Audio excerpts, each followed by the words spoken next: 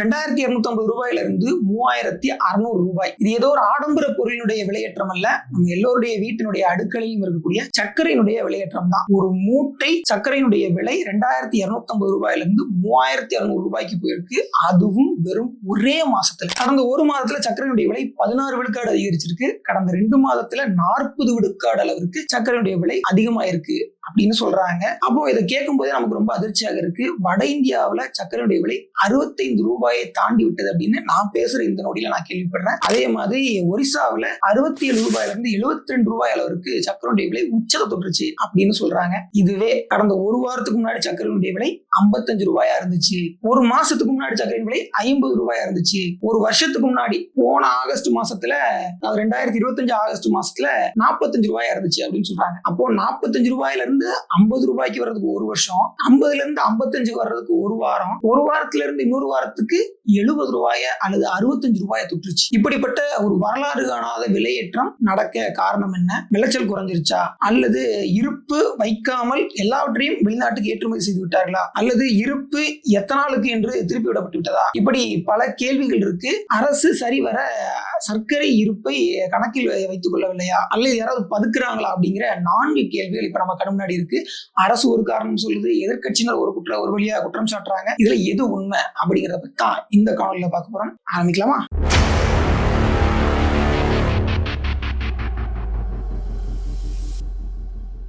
சர்க்கரை விலையேற்றம் ஒரு சாதாரண பிரச்சனை தானே, அதுக்கு ஒரு காணொலி தேவையா அப்படின்னு யாராவது யோசிச்சீங்கன்னா அவங்களுக்கு தான் இந்த பதில். சர்க்கரை விலையேற்றம் ஒரு சாதாரண பிரச்சனை கிடையாது. இந்தியா முழுமைக்கும் சர்க்கரையுடைய பயன்பாடுங்கிறது ரொம்ப ரொம்ப அத்தியாவசியமான ஒரு தேவை. நம்ம வீட்டிலேயே காலையில இருந்துச்சோன்னா குடிக்கிற டீ காஃபில தொடங்கி நல்ல நாள் புல நாள்ல செய்யற தின்பண்டங்கள், அது போக இருக்கக்கூடிய பண்டிகை பலகாரங்கள் வரைக்கும், ஏன் குழந்தைக்கு கொடுக்குற பால் வரைக்கும் எல்லாவற்றுக்குமே சர்க்கரை ஒரு அத்தியாவசிய தேவை. அந்த விதத்துல சர்க்கரை தட்டுப்பாடு உருவாக காரணம் என்ன? பதுக்கல்னு நிறைய பேர் சொல்றாங்க. பதுக்கல் தான் காரணம்னா அரசு பதுக்கலை தடுக்கிறதுக்கான நடவடிக்கைகளை எடுத்து அதை முறைப்படுத்தி விநியோகத்தை சரிப்படுத்தினாலே போதுமானது. எந்த விதமான பற்றாக்குறையும் நிலவாது, விலையேற்றமும் அதிகரிக்காது. ஆனா அரசு அதை செய்யாம அக்டோபர் 31க்குள்ள 10 லட்சம் டன் ரா சுகரை இறக்குமதி செய்யறதுக்கு அனுமதி கொடுத்திருக்காங்க. சரி, பதுக்கல் பிரச்சனை இல்லைன்னா விளைச்சல் குறைஞ்சிருச்சா அப்படின்னு கேட்டீங்கன்னா, கடந்த காலகட்டங்கள்ல விளைச்சல் குறைந்த போதுதான் இறக்குமதி செய்யப்பட்டதா அப்படிங்கிற ஒரு கேள்வி முதல்ல வரும். ஆமா, உண்மையாவே விளைச்சல் குறைந்த போதுதான் இறக்குமதி செய்யப்பட்டது. இதற்கு கடந்த காலத்துல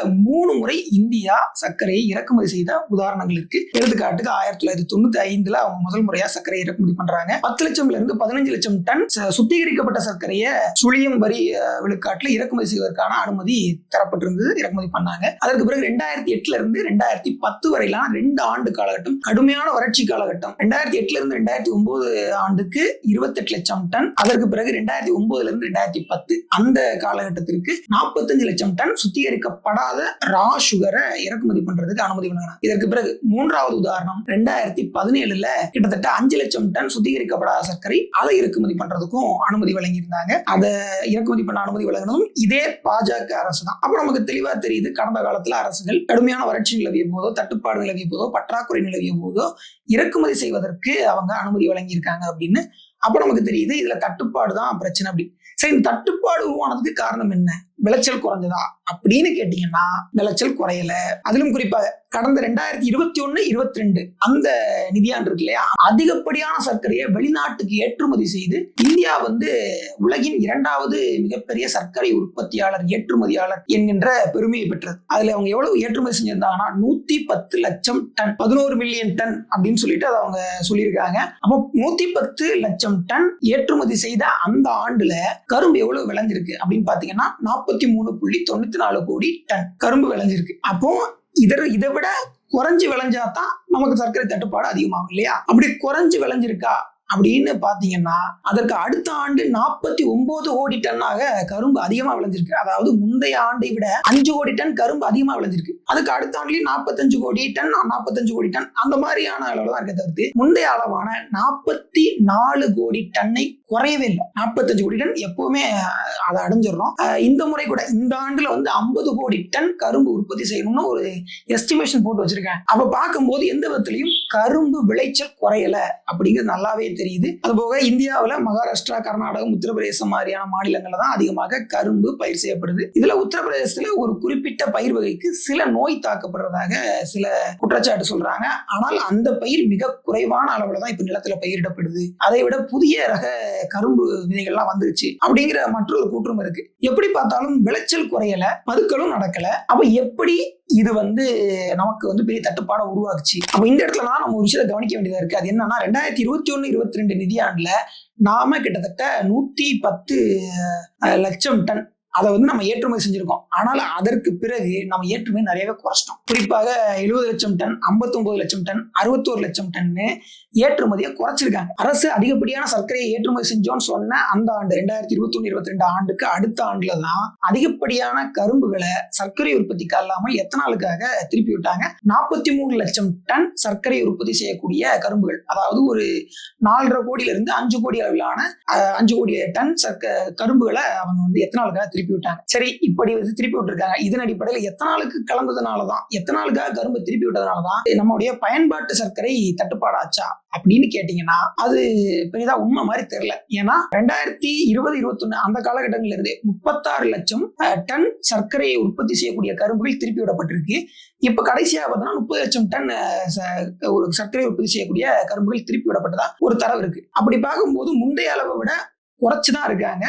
இது அரசு சொல்ற ஸ்டேட்மெண்ட்ல ஓரளவு ஒத்து போகுது. ரெண்டாவது, அவங்க எத்தனாலுக்காக பயன்படுத்தக்கூடிய அந்த மூலப்பொருள் பார்த்தோம்னா இப்ப அதிகமா நாங்க சோளத்தையும் டேமேஜ்டு ரைஸ் சொல்லப்படக்கூடிய அந்த அரிசி அதையும் ஃபுட் கார்பரேஷன்ல இருந்து வாங்கி பயன்படுத்தணும்னு சொல்றாங்க. அப்போ இது ஓரளவு ஒத்து போற மாதிரிதான் தெரியுது. சரி, அப்போ உண்மையான சர்க்கரை பற்றாக்குறைக்கும் தட்டுப்பாட்டுக்கும் விலையேற்றத்திற்கும் காரணம் என்ன அப்படிங்கிற கேள்வி மீண்டும் நம்ம கண்ணாடி நிற்குது.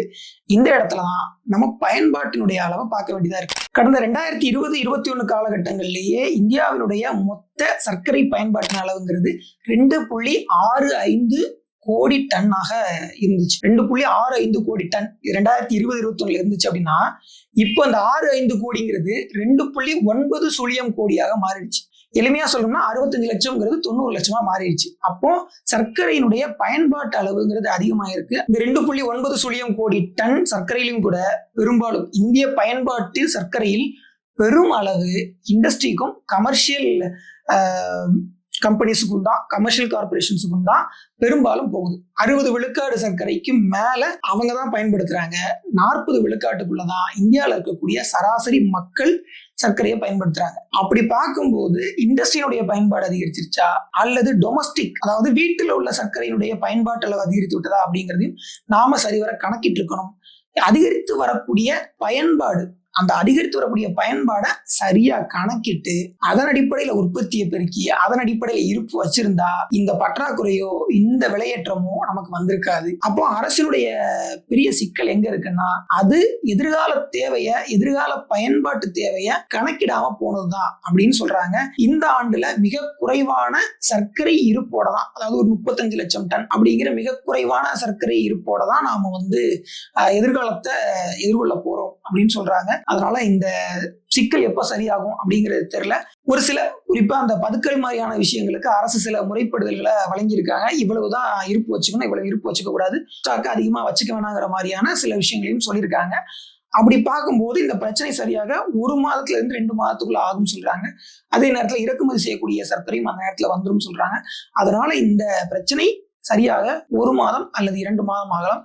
அது வரைக்கும் சர்க்கரை அளவா பயன்படுத்துங்க. முடிஞ்ச நோ சுகர் டயட்டுக்கு மாறிடுங்க, அதுதான் உங்களுக்கு நல்லது. முடிந்த அளவிற்கு இந்த காணொலியில இருக்கக்கூடிய தகவல் உங்களுக்கு புரியுற மாதிரி சொல்லியிருப்பேன் நம்புறேன். ஸோ இந்த மாதிரியான ஆக்கப்பூர்வமான தகவல் பூர்வமான விடயங்களை தெரிந்து கொள்ள தமிழ் அரசு வலையொலியை சப்ஸ்கிரைப் பண்ணுங்க. இந்த காணொலி உங்களுக்கு பிடிச்சிருந்தா தம்ஸ் அப் கொடுத்து ஒரு லைக் பண்ணுங்க. உங்களுடைய மேலான கருத்துக்களை கீழே உள்ள கமெண்ட்ல தெரிவிங்க. மீண்டும் இன்னொரு காணொலி சந்திப்போம். அதுவரை நினைந்திருங்கள். இது உங்கள் தமிழ் அரசு வலையொலி. நான் உங்கள் சரவணன். நன்றி, வணக்கம்.